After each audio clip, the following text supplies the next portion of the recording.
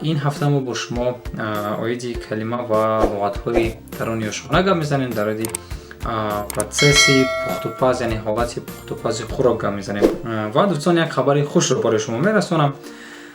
تشکر و باز هم تشکر با هر یک شما که با کمک شما با دستگیری شما اکنون کانال ما در یوتیوب با 1000 نفر زبان‌آموزان رسید که این یک به نهایت دستاورد بزرگ است برای ما. می‌داریم زیرا هر یک شما در این راه برای ما کمک کردید. از همه شما تشکر، از همه شما می‌دارم و دوستان آغاز می‌کنیم. کلمه یکم the recipe ترجمه میشه در زبان تاجیکی همچون قدم به قدم طرز تیار نمودن خوراک یا اینکه آن رو با زبان روسی رецепт میگیم، یعنی رецепт این چگونه است. مثلا this recipe is easy to prepare.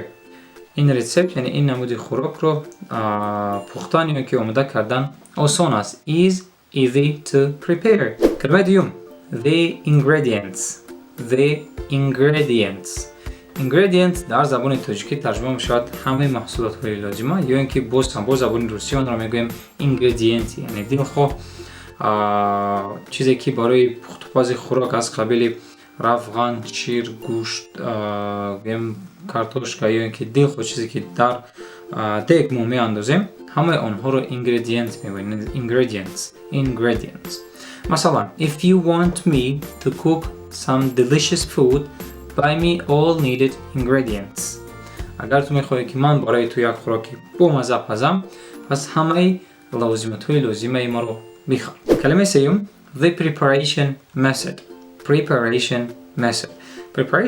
ترجمه میشود همچون طرزی آماده نمودن خوراک.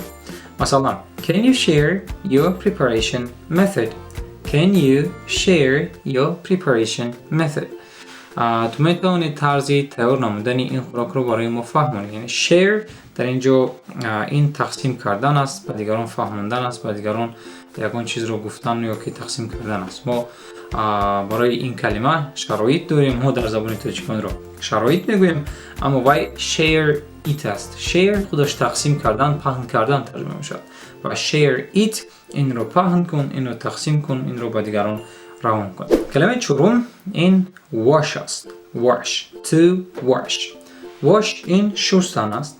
وقتی که شما یگان خوراک آماده کردنی میشوید دلخواه چیزی که شما دارید، هر یک اینگریدینتی که شما دارید آن را شما البته میشوید، یعنی wash این شستن است. مثلا wash the potatoes and the tomatoes. کارتوشکا ها و پامیدور ها رو شوید. tomatoes پامیدور میشود و potatoes این کارتوشکا است. کلمه دیگر peel این پوست کردن میشود. وقتی که شما گویم all needed ingredients رو خریدید و آنها رو واش کردید، یعنی آنها رو شستید، بعدا برای آماده کردن خوراک شما حتما کارتوشکا ها رو باید پیل کنید. یعنی پیل این از پوست جدا کردن است، آنها رو پوست کردن است. شما میتونید پیاز رو پوست کنید، شما میتونید کارتوشکا رو پوست کنید، شما میتونید ریدیسکا رو، تورب رو و بازم بعد از آنی که شما آنها رو پیل کردید، تازه کردید، شما باید آنها رو cut این میده کردن، ریزه کردن ترجمه میشود. مثلا cut the carrots please. لطفاً سبزی ها رو میده کنید. فعل نوبتی to chop بازم ولنتی دیگری cut است، یعنی chop وقتی که شما اون چیز رو به نهایت میده میکنید.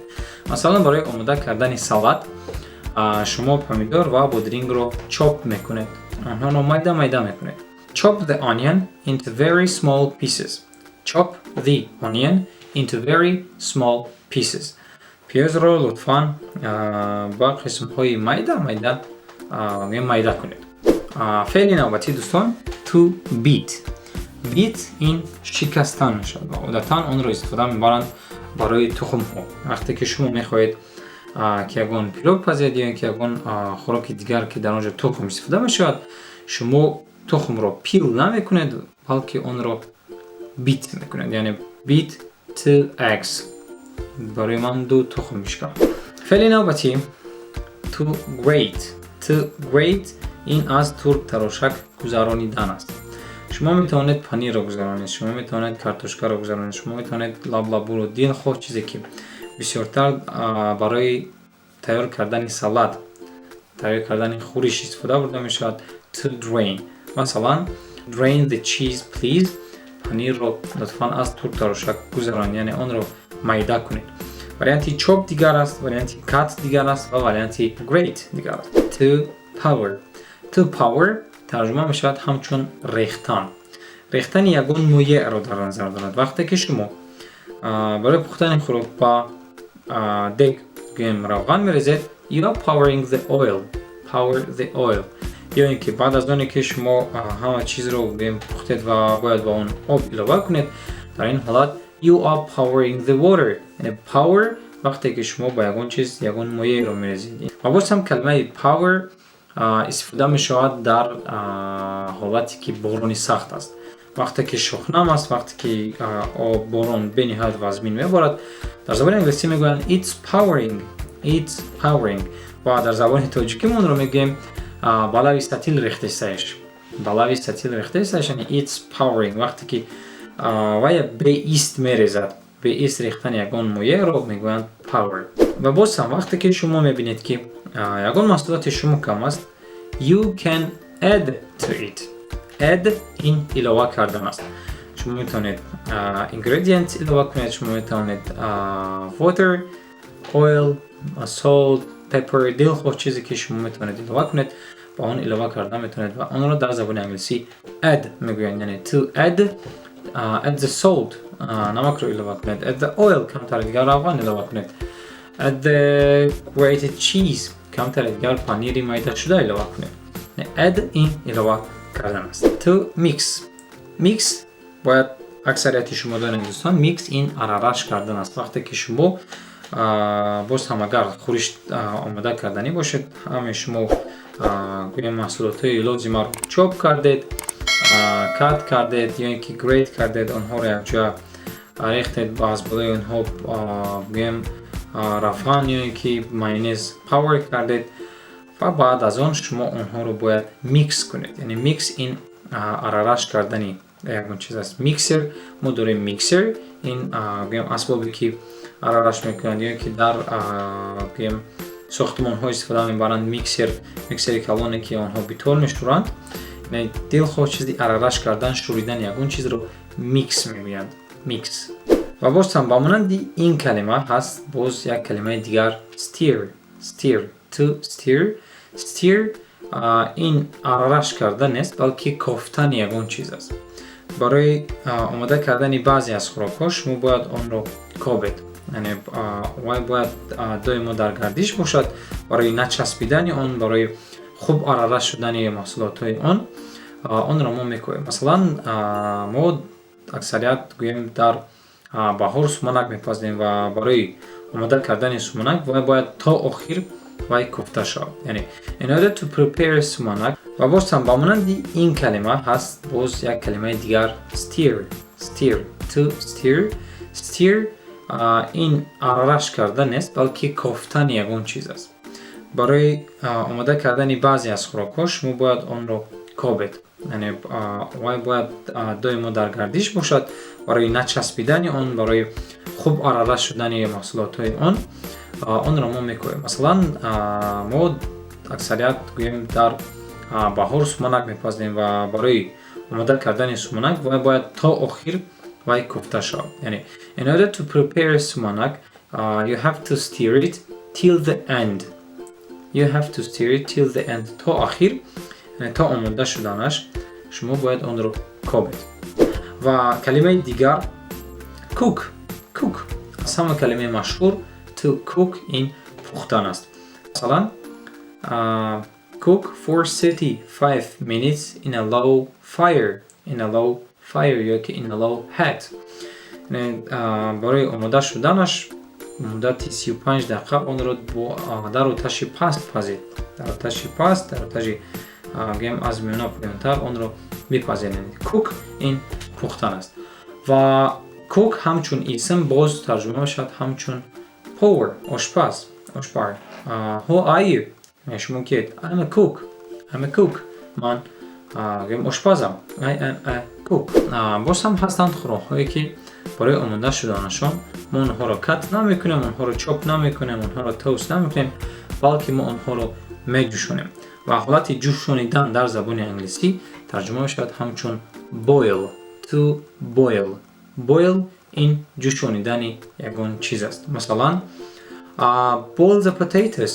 Boil the potatoes. برای آماده کردن خورش یا برای آماده کردن ساموسه که دیگر چیز ما اساساً کارتوشکا ها را اول بویل میکنیم، یعنی اونها را در آب میپزیم و بعدا اونها را میده کرده باز همچون یک محصولاتی نیم پخته یا که نیم خام استفاده میبریم. یعنی بویل این در آب جوشانیدن، در آب پختن است. و باز هم هست کلمه دیگر و خوراکی است هم مشهور فری.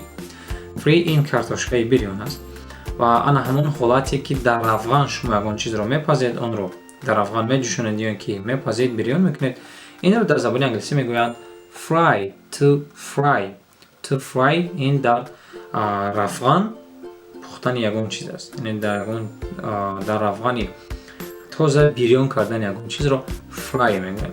مثلا fry the potatoes and the onion. Fry the potatoes and the onion. کارتوشکا و پیاز رو در روغن بریون کنید. fry این بریون کردن است. کلمه دیگر bake. bake این پختنی باز هم در تفلون است، اما در این حالت ما فقط چیزهای خمیری رو میپزیم. یعنی پختن نان، پختن سمبوسه، پختن یگان پیرو، پختن یگان تورت، همه آنها رو وقتی که ما در دخافکه آنها رو میپزیم یا که در تفلون یا که در گیم چکدون، همه این حالات رو اگر محصولاتی خمیری باشد از آرد تیار شده باشد آنها در زبان انگلیسی میگویند بیک. و نان پز رو، نان پز شخصی که نان میپزد، نان میفروشد، نانوایی دارد، آن رو در زبان انگلیسی میگویند بیکر. بیکر یعنی بیکر این نان پز است و بیک بسیارتر استفاده میشود برای پختن نان، گویم بولوچکا یا که دلخواه محصولاتی نانی که هست آن رو میگویند بیک، یعنی پختن در آتش فقط و فقط محصولاتی خمیری رو بیک. کلمه دیگر ملت است. ملت این هست محصولات هایی که شما آنها رو از مغازه میخرید و آنها در شکل یخ شده هستند و شما باید آنها رو آب کنید و آن همین حالتی آب کردن رو در زبان انگلیسی میگویند melt. melt. to melt. و ما میتوانیم پنیر رو ملت کنیم، یعنی آن رو آب کنیم. ما میتوانیم مسکه یا اینکه رفغان رو ملت کنیم. هستن رفغان هایی که یخ کرده شدن، برای اینکه ما آنها رو استفاده بریم ما باید آنها رو اول گرم کنیم، آنها رو آب کنیم. اینا رو میگویند ملت. مثلا melt the cheese please. made the cheese please. لطفاً آن همین پنیر رو آب کنید. و برای اینکه ما یگان چیز رو ملت کنیم و ما حتما کلمه دیگر در کار میشود که این رو در زبان انگلیسی میگویند heat. to heat. heat این گرم کردن است. وقتی که دلخواه چیزی را که ما گرم کردیم و اگر وای در شکل یخی باشد وای البته ملت میشود، یعنی آب میشود. to heat این گرم کردن است و شما میتونید خوراک رو گرم کنید، شما میتونید تفلون رو گرم کنید. دلخواه چیزی که با حالت صنعی و گرم کرده میشود این رو میگویند to heat. مثال شده میتواند heat the sauce please. heat the sauce please. یعنی سوس رو گرم کنید. و آخرین کلمه دوستان برای امروز این کلمه to serve است. to serve. serve این هدایت یعنی که پیشنهاد کردن، خوراک رو پیشکش کردن با مهمان، با عائله خود و دوستان خود است. یعنی وقتی که شما همه کلمه هایی که ما گفتیم اونها رو استفاده بردید، یعنی wash, cut, chop, heat, melt, fry, bake و مثلا اینها و خوراک شما وقتی که آماده می شود، تمام می شود و بعدا شما میتونید آن را serve کنید. serve یعنی بردن، در نزد مهمان ماندن یا که پیشنهاد کردن гуфти рӯзҳо ки подавать блюду, яъне хӯрокро подавать кардан ё ки дар назди меҳмон гузоштан. Ва дӯстон, барои луғатҳои бисёртар ва хубтар омӯхтанатон ба канали мо обуна шавед ва ин видео ки дар ин ҷо мебинед дӯстон, инро ҳатман тамошо кунед, зеро дар ин ҷо мо 100 исми аз ҳама машҳур, аз ҳама лозимаи забони англисиро барои шумо дар ин ҷо ҷамъоварӣ кардем. Ва дар комментария барои мо нависед ки кадоме аз ин калимаҳое ки имрӯз мо ба шумо гуфтем онҳоро намедонистед ва аз ин дарс шумо чӣ омӯхтед. То дарси дигар дӯстон, бай.